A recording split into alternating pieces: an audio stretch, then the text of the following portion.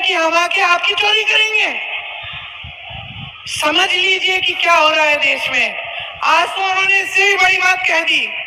सुनिए, ये देश के प्रधानमंत्री हैं, उनके पद की गरिमा है, एक गंभीरता है।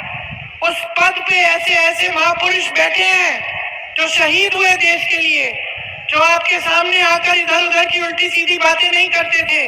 और ये प्रधानमंत्री जी नरेंद्र मोदी जी आज इस देश की जनता के सामने आकर कहते हैं, आज ही की बात है, कि सावधान रहो, अगर तुम्हारे पास 2 भैंस हैं तो कांग्रेस पार्टी आके एक भैंस चुरा देगी। बताओ। मैं चुनौती देती हूँ मोदी जी को, ये जो आवारा पशु की समस्या इन्होंने बना रखी है ना पूरे यूपी में, मध्य प्रदेश में, एक आध भैंस इकट्ठी करके गौशाला में रख लें, बंद करवाएं ये सब जो आवारा पशु की समस्या है आपकी। गौशालाएं बनाएं, गौशालाओं को मजबूत बनाएं, जैसे छत्तीसगढ़ में कांग्रेस की सरकार ने किया।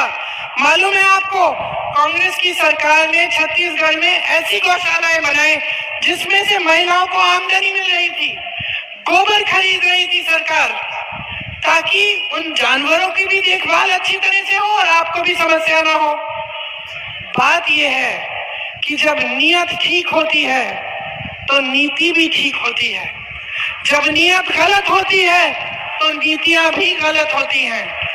आज नीतियां इस आधार पे नहीं बन रही हैं कि आज का आम आदमी, इस देश का साधारण व्यक्ति कैसे जी रहा है, क्या संघर्ष कर रहा है।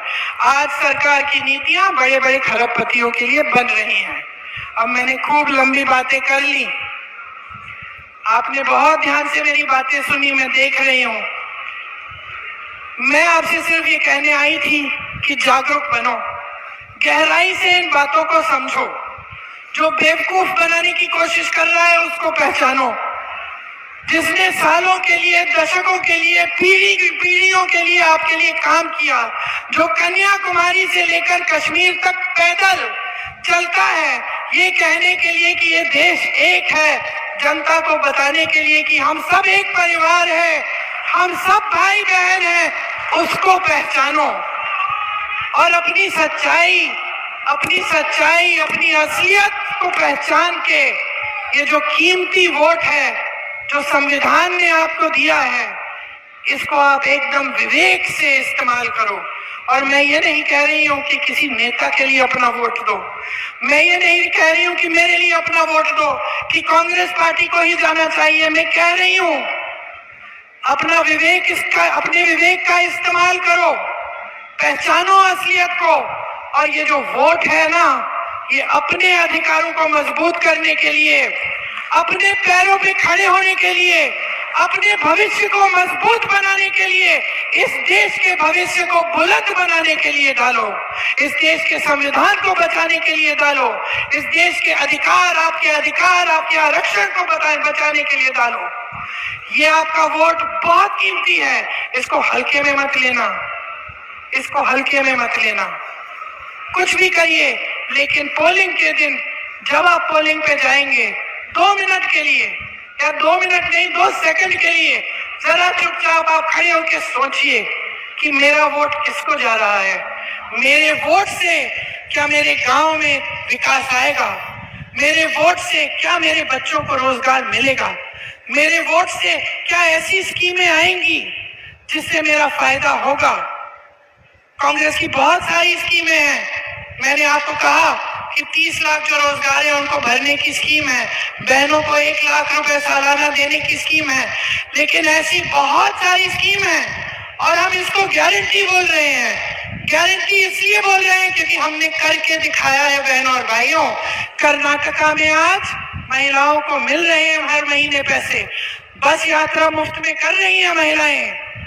तेलंगाना में आज जितनी भी गारंटी दी थी वो पूरी हो रही है। छत्तीसगढ़ में किसानों के कर्ज माफ कराए, क्योंकि हम आपको आपके हित में काम करते हैं, हम आपकी सेवा करना चाहते हैं। ये मौका दीजिए।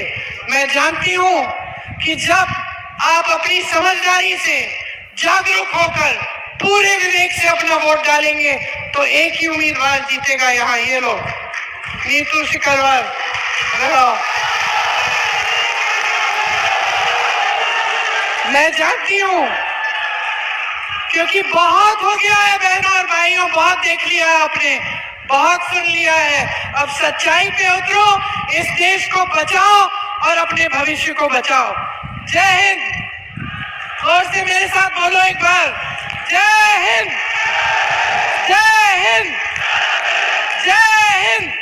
कंपनी ने, और सुन लीजिए, एक ही कंपनी थी, ये नहीं कि 10-10 कंपनियों को बोला कि वैक्सीन बना दो, एक ही कंपनी थी, उसने वैक्सीन बनाई, हम सब ने वैक्सीन ली, हम सबको सर्टिफिकेट मिली, और कुछ लोग नौजवान बिल्कुल ठीक अपना जिम कर रहे हैं, कुछ और कर रहे हैं, इस तरह से मंच पे भाषण दे रहे हैं, वहीं पे गिर के मर गए। आज वो वैक्सीन की कंपनी कहती है कि हाँ, इसमें कुछ ऐसा है कि कुछ लोगों का रिएक्शन हो सकता है इससे। उस वैक्सीन की कंपनी से मोदी जी के पार्टी ने चंदा लिया। जिन लोगों पे मोदी जी ने छापा लगाया था, उनसे फिर उनकी पार्टी चंदा लेती है, छापे बंद। फिर जिन पे केस डाले थे और जिन पे मुकदमे डाले थे, उनसे चंदा लेते हैं, मुकदमे फंडे बस्ते में चले जाते हैं। तो आप बताइए, चंदा ले रहे थे कि वसूली कर रहे थे? जैसे छोटे जो रास्ते के गुंडे होते हैं जो आके आपकी दुकान में बोलते भाई हफ्ता दो, यही तो कर रहे थे ये लोग। और ऐसे कर करके अपनी पार्टी को सबसे अमीर पार्टी बना दिया देश में। तो ध्यान कहाँ है इन लोगों का? ध्यान आपके ऊपर है, आपकी बेरोजगारी, आपकी गरीबी, आपकी खेती पे। किसान ने आंदोलन किया 1-2 साल पहले, आपको याद है? दिल्ली के बाहर लाखों किसान बैठे, क्या मोदी जी निकले? मोदी जी निकले बात करने के लिए? क्या मोदी जी ने कहा कि भाई तुम बहुत प्रताड़ित हो, तुम में से 10-15 लोग घर आ जाओ, मिल लो, बता दो क्या बात है, क्यों अच्छे नहीं लग रहे हैं ये कानून मेरे? नहीं कहा। वो कानून उन्होंने वापस कब लिए? जब उत्तर प्रदेश का चुनाव आ रहा था बहनों और भाइयों। जब चुनाव दिखने लगा तो अचानक कानून वापस ले लिए। जब 600 किसान शहीद हो रहे थे तब कुछ नहीं किया। जब आपका मंत्री, इनकी सरकार का मंत्री उत्तर प्रदेश में और उसका बेटा जीप के पहियों के नीचे किसानों को कुचल रहा है, तो आप मंत्री को बचा रहे हो, उसके बेटे को बचा रहे हो। मैंने जाने की कोशिश की उनके परिवार से मिलने के लिए, मुझे गिरफ्तार कर दिया, लेकिन उनको गिरफ्तार नहीं किया जिससे किसानों को कुचला। ये सरकार चल रही है। तो अब ये सारी बातें आपके सामने हो रही हैं। मैंने आपको कहा देश की परिस्थिति समझो किस तरह की स्कीमें आ रही हैं, किस तरह से देश की सरकार बड़े खरबपतियों के लिए चल रही है, और फिर अपने अनुभव को समझो। अरे रोज सुबह उठते हो, नौकरी ढूंढते निकलते हो, क्या मिलता है? कोई मोदी जी टीवी में से निकल के आपको नौकरी दे रहे हैं? दुकान जाते हो, मोदी जी कहते हैं चुनाव आ रहा है, लो गैस सिलेंडर में से 200 माफ। 200 माफ? 1200 रुपए का सिलेंडर खरीद रहे हो आप। कहते हम बड़ी स्कीम लाए महिलाओं के लिए, बहनों सुनो, कहते हैं लो फॉर्म भरो, 1200 रुपए आपको दिलवाएंगे। आपको कहना चाहिए 1200 रुपए में मैं क्या खरीद पाऊंगी एक सिलेंडर आज के दिन में? कांग्रेस पार्टी स्कीम लाई है, 8,500 रुपए हर महीने आपको देंगे, सालाना 1 लाख रुपए देंगे। नौजवान खड़े हैं, नौजवानों को हम स्नातक पास को 1 लाख रुपए सालाना का अप्रेंटिसशिप देंगे। 30 लाख रोजगार खाली पड़े हैं। मोदी जी 10 सालों से आपको यहाँ पे इवेंट बाजी दिखा रहे हैं, लेकिन वो 30 लाख पद नहीं भर पाए। इतने बड़े प्रधानमंत्री हैं, मैं पहले कह रही थी, इनके जो नेता हैं कहते हैं कि अरे वाह मोदी जी जैसा कोई नहीं, ऐसे चुटकी बजाएंगे सारे जंग बंद हो जाएंगे दुनिया में। वाह, तो चुटकी बजाएं, रोजगार दें, चुटकी बजाएं। महंगाई कम करें, चुटकी बजाए, नया अस्पताल बना के दें आपको, संस्थाएं बनाए जैसे पंडित जवाहरलाल नेहरू से लेकर सारे कांग्रेस के जितने भी नेता रहे प्रधानमंत्री उन्होंने बनाए। IIT, IIM, एम्स, ये सब किसने बनाया? ये चुटकी बजाते रहे और आप खाई में रहे और खड़े रहे और संघर्ष करते रहे, आप गरीबी में धंसे रहे, आपको मदद करने के लिए नहीं आए।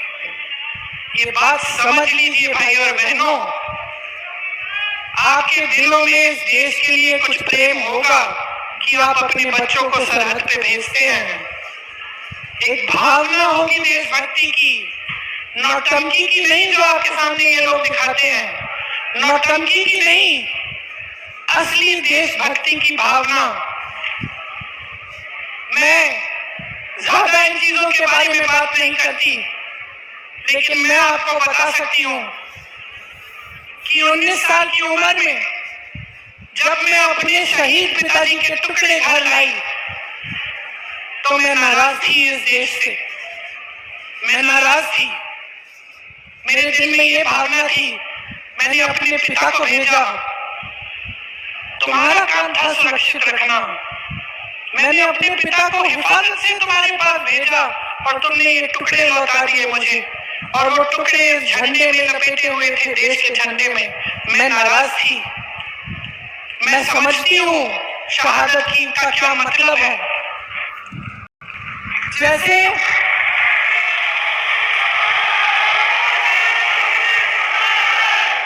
आज मैं 52 साल की हूँ, आज मैं 52 साल की हूँ, पहली बार मैंने ये चीज सार्वजनिक ऐसे मंच पे कही है, लेकिन वो जो नाराजगी थी मेरी, आस्ते आस्ते मैं समझी कि उस तरह की जो नाराजगी होती है वो सिर्फ उससे होती है जिससे प्रेम करते हैं हम।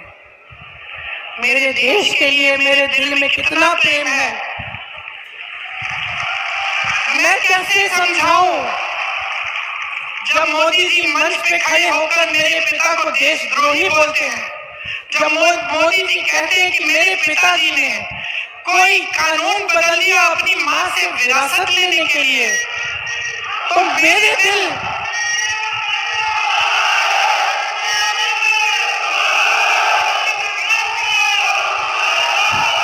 तो मोदी जी इस बात को समझ नहीं पाएंगे कि मेरे पिताजी को विरासत में धन दौलत नहीं मिली, मेरे पिताजी को विरासत में शहादत की भावना मिली। आप समझ सकते हैं, आप समझ सकते हैं, इस देश के किसान हो, इस देश की मिट्टी आपने सींची है अपने पसीने से, आपने अपने बेटे भेजे हैं सरहद पे। जब आपके बेटे शहीद होते हैं इस देश के लिए, तो मैं जानती हूँ कि आपके दिल में क्या भावना है, क्योंकि वही भावना मेरे दिल में है।